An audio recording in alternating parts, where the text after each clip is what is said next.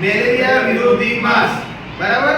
આપણે શું કરવાનું? જૂન માસની અંદર વરસાદ પડવા માંડ્યો ને, બધી જગ્યાએ તમને ખબર છે વરસાદના પાણી ભરાય છે. તમારા ઘર ઉપર કદાચ ઘણી વાર એવું છે ભંગાર મૂક્યો છે, ટાયરો પડી રહ્યા છે, નારિયેળની કાછડીઓ પડી રહી છે, તો આ બધું જ કરીને સાફ કરી દેવાનું. ઉપર ધાબા પર કોઈ જાતનો કચરો રાખવાનો નહીં. કેમ?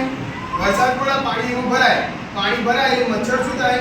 અંદર ઈંડા મૂકો અને ઈંડામાંથી ફરી મચ્છર બને. એ મચ્છર તમને કરડે એટલે તમને શું થાય? મેલેરિયા ભણવામાં આવી ગયું છે એનોફિલિસ માદા મચ્છર. હા, અને ચિકનગુનિયા ડેન્ગ્યુ કયા મચ્છરથી થાય? માદા એડિસ ઇજિપ્તી. આ મચ્છર કરડવાથી ચિકનગુનિયા ડેન્ગ્યુ થાય. આપણે શું કરવાનું? કોરા નહીં પડવા દેવાના. કોરા એટલે ખબર છે ને પાણીમાં હોય તો શું કરશો? ભંગાર બધો કાઢી નાખવાનો.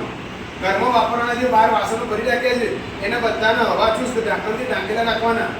આપણે ઘેર જે બળેલું હોય ને, બળેલું હોય ગાડીઓનું, બાઇક હોય, એક્ટિવા હોય, ટ્રેક્ટર હોય, બધું બળેલું હોય અંદર પડી દેવાનું જેથી કરીને મચ્છર ના થાય.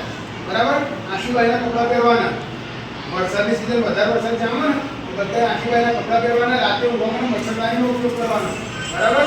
આ બધી વસ્તુઓ કરશો તમે તો તમને મેલેરિયા, ચિકનગુનિયા અને ડેન્ગ્યુ થશે નહીં અને તમે કેવા રહેશો? તંદુરસ્ત.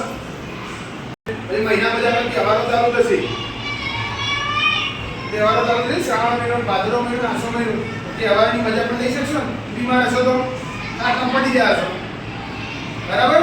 તો ઘેર જઈને આજે બધું શું કામ કરવાનું? પહેલું, તમારા આજુબાજુમાં જેટલું પણ વાપરવાનું પાણી ભરેલું હોય એમાં પૂરા હોવા જોઈએ નહીં. મોટા હોવા જવાના હોય તો આપણે સરકારી દવાખાને માછલીઓ લઈ જવાની. તો માછલી નાની નાની આવો માછલી અંદર નાખી દેવાની તો અંદર પૂરા ના પડવા દે. બરાબર. કરશો ને આટલું ઘેર જઈને? પાક્કું? હું જોઈશ વિસ્તારમાં આવીને. ઓકે.